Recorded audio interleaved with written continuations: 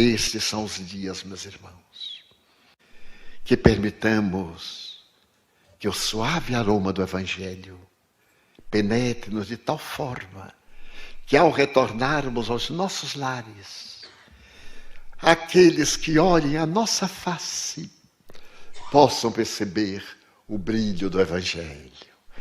Eis que eu vos trago boas novas de alegria. E depois que ele veio, a humanidade nunca mais foi a mesma. A sua força foi tão imperiosa que ele dividiu a história da humanidade, antes e depois. Tergiversamos. Os instintos primários, a sombra, o ego, têm nos dominado nestes 20 séculos. Mas amanhece uma era nova. A transição planetária aí está. Os grandes missionários de outra dimensão estão chegando. Já estão entre nós.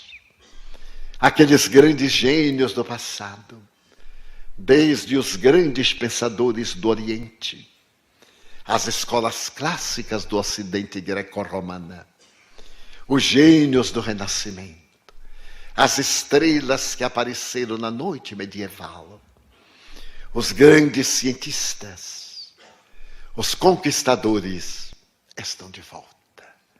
Amanhece era nova. Que nós participemos deste banquete, da transição planetária, e possamos construir o mundo de amanhã, no qual não haverá Deus, nem saudade, nem mágoa, nem sofrimento. É a instalação do reino dos céus.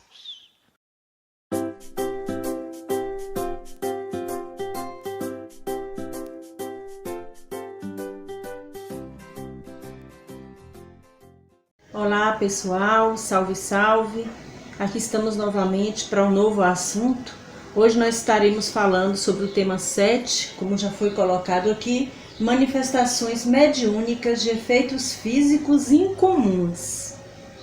Interessante, antes de começarmos o nosso assunto, eu gostaria de falar um pouco do vídeo que nós colocamos antes do estudo. Fala sobre esse momento de transição. Nos convida à reflexão, a entendermos a importância das nossas posturas, frente a este momento. Nós espíritas, há muito temos recebido da espiritualidade maior, muitas orientações, recomendações. Isso para nós não é novo, isso para nós não é nenhuma novidade. É porque a gente acha que aquilo ali vai ser para frente, para depois. Eu chego a fazer assim uma comparação com nossa desencarnação. A gente vive como seres imortais, como se nós não fôssemos nunca sair aqui do plano físico. Temos consciência de que somos seres espirituais. Eu acredito que nessa altura, acho que todos nós espíritas já temos essa consciência que temos o espírito que vai sobreviver à morte, Mas a gente sabe que isso acontece, mas a gente vive como se, não, deixa para depois. Então, voltando a esse momento de transição, do qual o vídeo nos convida para essa reflexão, que nós sempre tenhamos em vista que este momento de crise é muito oportuno, é um momento de renovação, é um momento de mostrar equilíbrio frente a tantas coisas que temos aprendido e recebido. Então, como é que eu estou na prática? A teoria, tudo é mais fácil. Na teoria tudo é bonitinho, redondinho, mas quando a gente se vê assim frente a pessoas com medo, pessoas angustiosas, pessoas preocupadas pelo contágio, cria-se um clima não muito favorável. E a gente sabe que a psicosfera espiritual, tudo isso envolve a saúde plena do ser. Então pensemos um pouco sobre esse vídeo que a gente assistiu há pouco. Então voltamos à temática de hoje. Hoje nós iremos falar sobre manifestações mediúnicas incomuns de efeitos físicos. Por que incomum? Porque geralmente essas manifestações mediúnicas de efeito físico, elas não acontecem muito num centro espírita, não é algo assim que está no roteiro dos trabalhos, não é? Então, nas reuniões corriqueiras da casa, o que essas reuniões corriqueiras da casa propõem? Não é o atendimento aos espíritos? A gente vê numa mediúnica, a gente vê num atendimento fraterno, até numa palestra, no momento de que você está sentado ali assistindo um vídeo, você está sendo ajudado. Então há um atendimento aos espíritos que vão nos acompanhando. Nós não vamos sozinhos para o centro espírita, ele escuta junto com a gente aquela mensagem, ele sente aquele ambiente de amor e de caridade. Então essas reuniões de efeito físico, elas não são comuns. Por que não são comuns? Porque o objetivo principal dessas reuniões de efeito físico, elas foram mais no objetivo de chamar a atenção para o fator mediúnico, para as manifestações mediúnicas, para a existência, a comprovação que existia um outro plano.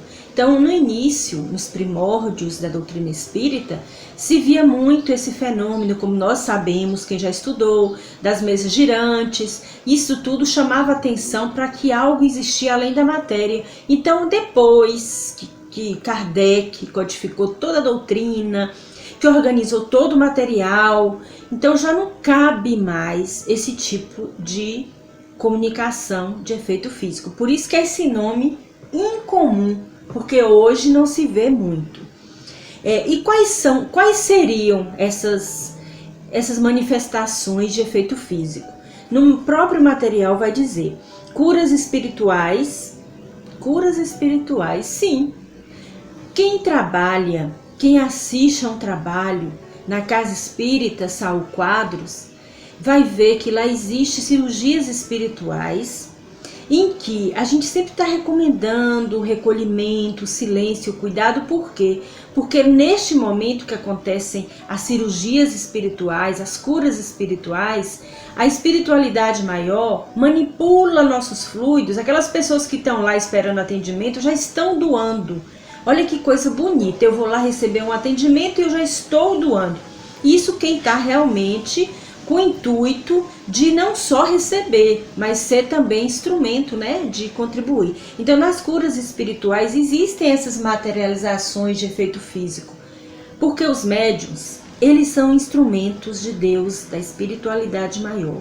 Então, eles precisam interferir no perispírito, como nós sempre pontuamos lá, que a cirurgia é via plano perispiritual. Como todos os nossos órgãos se encontram semelhantes, em forma semelhante no perispírito, então há uma necessidade, e como o perispírito é composto de algo semimaterial, só que uma matéria que a gente ainda não consegue entender e visualizar, só os médiuns, não é, que conseguem, videntes, que nós já falamos. Então, há os médiuns que são instrumentos de Deus, da espiritualidade maior, precisa fazer intervenções no perispírito, precisam recompor algumas coisas, precisam limpar, precisam fazer alguns procedimentos, e que precisa de uma matéria que é o que? O ectoplasma, que as pessoas estão lá, as energias, os fluidos, e são levados. Aí a gente fica lá pensando, estou esperando o meu atendimento. E se eu estou realmente em recolhimento, em prece, eu estou sendo uma pessoa que está contribuindo com o trabalho. Olha, isso é muito bonito. Então nunca é demais a gente falar que é dando que se recebe. Quando a gente está realmente com o coração aberto a ajudar, a gente em silêncio, em prece, está contribuindo para uma cirurgia. Então essas curas espirituais são manifestações de efeito físico. E também materializações e transporte de objetos. A gente ouvia muito falar na mediunidade de Peixotinho. Eu os convido, quem quiser saber mais sobre esse médium que fazia essas experiências de transporte, pode olhar no YouTube que vai encontrar as manifestações de efeito físico do médium Peixotinho, que lá vai estar assim detalhes. Tem um material muito bom, inclusive. Então, nessas reuniões, Peixotinho, no Evangelho do Lar, ele conseguia fazer através da materialização, utilizando os fluidos dos médiuns que estavam na reunião, eram rosas. Aí eu gosto de margarida, recebiam margarida. Então, essa daí é uma comunicação, uma manifestação mediúnica de efeito físico que as pessoas pegam, olham, observam e vê que é uma flor realmente. É algo muito interessante. E entre outras também, né, que nós podemos aqui falar sobre uma materialização de um espírito.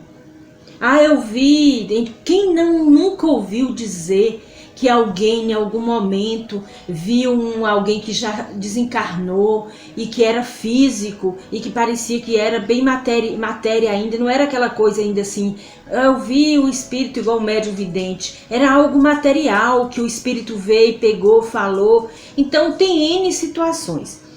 Então, materialização de espíritos. Eu achei interessante um material que eu assisti essa semana.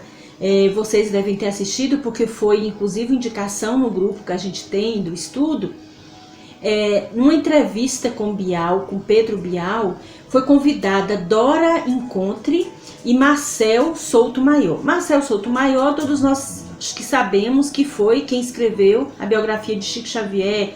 Tem toda uma história que ele não é espírita e que ele ficou assim, ele fez um trabalho de forma bem neutra, porque ele não estava contaminado pelo meio. Eu sou espírita, eu vou proteger Chico. Então foi um trabalho, uma biografia muito bonita. Eu recomendo quem quiser também ler essa biografia escrita por Marcel Souto-Maior. Então, voltando à entrevista, no encontro com Bial, e aí ele diz que uma das coisas que mais o convenceu da realidade do mundo espiritual foi uma vez em que ele estava com Chico, porque ele estava sempre reunindo, né, para poder pegar os detalhes, para fazer o livro. E aí Chico olha para frente e fala assim, chega uma mulher, aproxima de Chico, né, Chico relata, pois ele vira e fala assim, para pedir ajuda, e Marcel estava do lado de Chico. Aí a mulher chega bem assim, decadentezinha, definhando, e aproxima de Chico para pedir uma palavra, uma ajuda, uma orientação. Aí Chico olha para ela com aquela suavidade, calma, e diz assim, minha irmã, só para poder eu entender, você é um espírito ou você ainda está encarnada? O que isso quer dizer? Que há comunicação com Chico, com espíritos em estado de materialização, era tão peculiar, era tão comum, que ele confundia quem estava encarnado e quem não estava.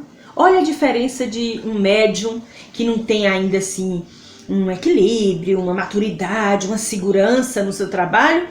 Tem um espírito ali. Olha, minha, louvado seja nosso Senhor Jesus Cristo. Oh, meu Deus do céu. Espírito é o quê, gente? Espírito somos nós, sou eu, é você, sem esse corpo físico. Mas para Chico Xavier era um processo tão natural, tão comum, que ele chega para a mulher e pergunta. Quando vê a mulherzinha aproximando, bem decadente, isso quem contou, quem quiser assistir o documentário, foi nesse essa última entrevista, como eu falei, na conversa com Bial, com Dora Encontre e Marcel Souto-Maior. Não foi um espírita quem está dizendo isso. E aí Bial vira, foi isso. Isso me chamou muita atenção, a forma natural com que ele conversava com os espíritos, que nada é do que nós sem o corpo físico. Vamos sair do sobrenatural, vamos sair do espetaculoso. Eu vi um espírito, eu estava tomando banho e passou assim rapidamente, eu olhei e parece que passou, eu estava deitada, eu peguei e cobri a cabeça. O que é isso? É ainda colocar o fantasioso e o sobrenatural. Não cabe mais nos dias atuais. E dessa entrevista também me chamou muito a atenção foi a segurança com que Dora Encontre, ela fala sobre a mediunidade. Ela fala que mediunidade é um compromisso muito grande, que o problema não é ser médium, é se colocar como ídolo, como ser especial. Aí os médios se perdem, aí os médios buscam caminhos que não são os caminhos do Cristo.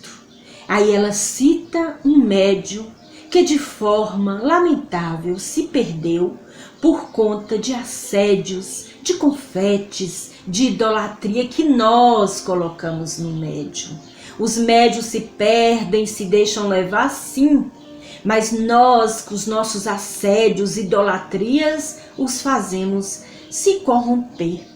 Então tenhamos cuidado e sejamos caridosos para com os médios, nos jogando para eles compromissos que eles não têm, de servir de gurus, de dar resposta de coisas que são nossas questões. Nós temos o livre-arbítrio. Então aí eu percebi na entrevista que era como se estivesse colocando em xeque a mediunidade. E ela, bem equilibrada, ela fala: a mediunidade é algo santo, é algo bom, mas é um compromisso e é um perigo para aqueles que não sabem tratar de forma natural. E ela dá os exemplos, né, das suas experiências como médium desde criança, os assédios. Então, só um parêntese para a gente voltar para o nosso assunto. Então, a principal, sim, qual é a principal finalidade dessas mediunidades de efeitos físicos? Qual seria a finalidade? A principal finalidade da materialização é a comprovação da sobrevivência, individualidade e imortalidade, que nós já falamos. É a principal. Então, hoje não é tão importante, não é tão comum, por isso incomum, porque tem os livros da codificação, tem todo o material aí disponível para que possamos ter um conhecimento dessa sobrevivência. O fenômeno não é comum, não é, contudo, simples, não é simples esse fenômeno de materialização. Por quê? Porque ele requer uma junção de fluidos, que são os fluidos das forças superiores, dos recursos dos médios e das energias da natureza. Então, esse fenômeno de efeito físico requer esses tipos de energia, que são das forças superiores, o médium tem para doar, e as energias da natureza, que vem através do ectoplasma. O que seria o ectoplasma? A gente fala muito, né? Ectoplasma. Esse termo fala aqui. A palavra ectoplasma foi cunhada por Charles Richer em 1850 a 1935. Ele fez um trabalho sobre isso. Charles Richer foi conhecido como o pai da metapsíquica. O que é metapsíquica?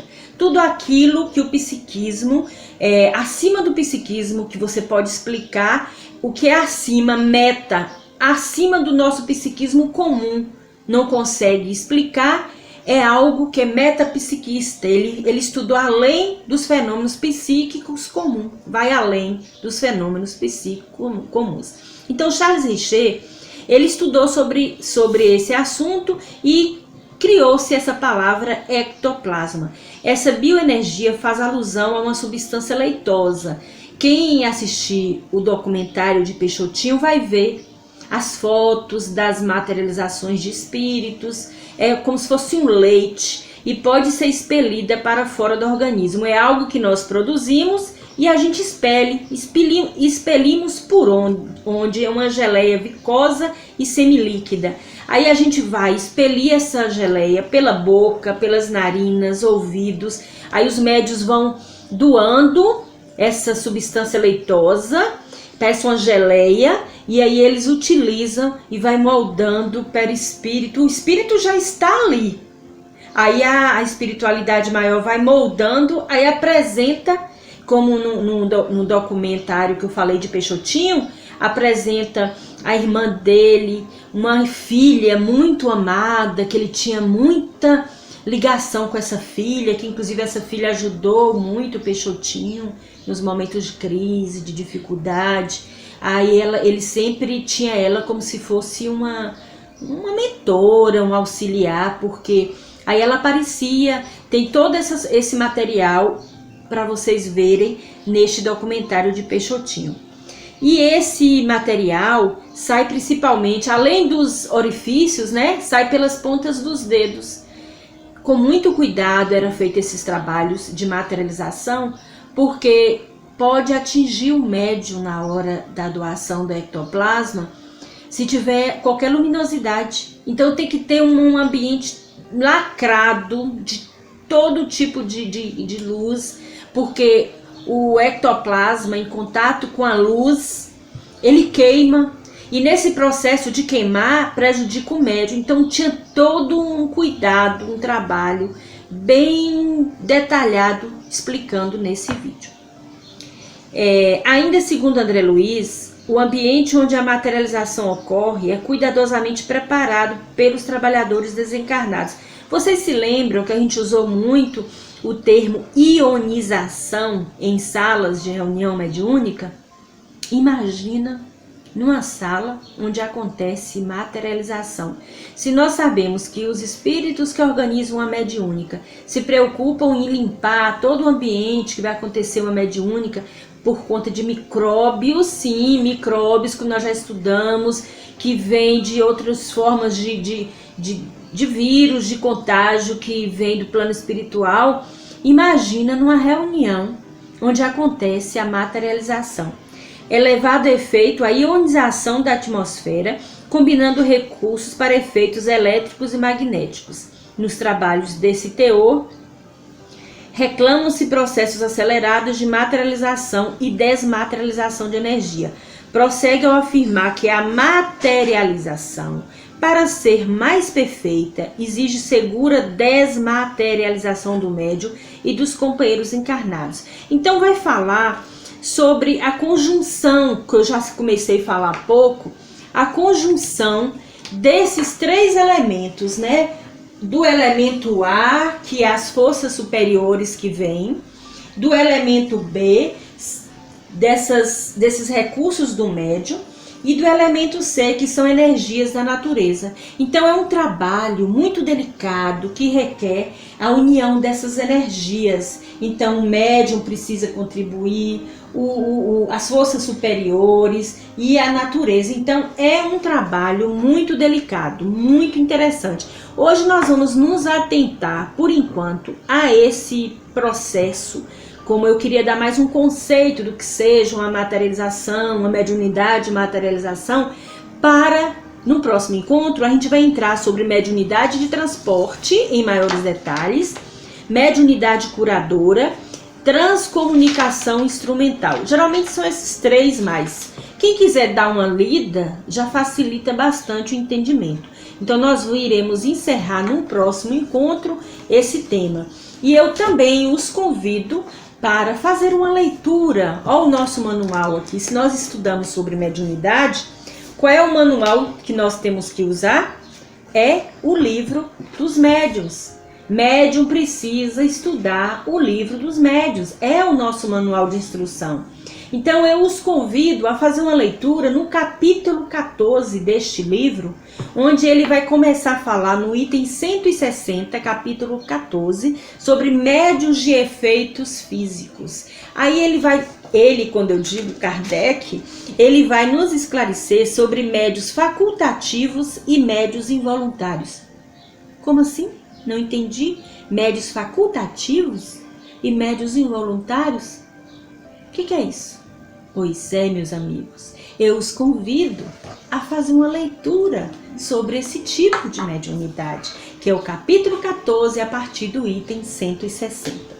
Antes de nós encerrarmos, eu gostaria de compartilhar com quem não viu hoje pela manhã o encerramento, um trabalho com Peixinho e Divaldo Franco. Achei muito interessante no encerramento da Macro, ele nos convidando a trazer para as nossas mentes a importância do centro espírita. Para ser fiel ao que Divaldo diz, eu pontuei aqui. O centro espírita é a mais importante célula do espiritismo. Espíritas, é o que Kardec nos convida, amai-vos, eis o primeiro mandamento, e instruí-vos, eis o segundo. Ele nos convida a estudar, mas principalmente a amarmos uns aos outros. Ele diz que que o centro espírita é escola onde devemos aprender, mas principalmente hospital de almas. Ele nos lembra que mesmo que nós estejamos neste momento delicado, isolados, estamos afastados do trabalho, a espiritualidade não está. O centro espírita está lá atendendo, fazendo pontos de apoio frente a desencarnações, muitas precoces, rápidas, e eles estão lá ajudando. E quando tivermos alguma dúvida, alguma necessidade, voltemos o nosso pensamento para nossa casa de oração, para nosso hospital de almas, e tenhamos a certeza. Também fala dele.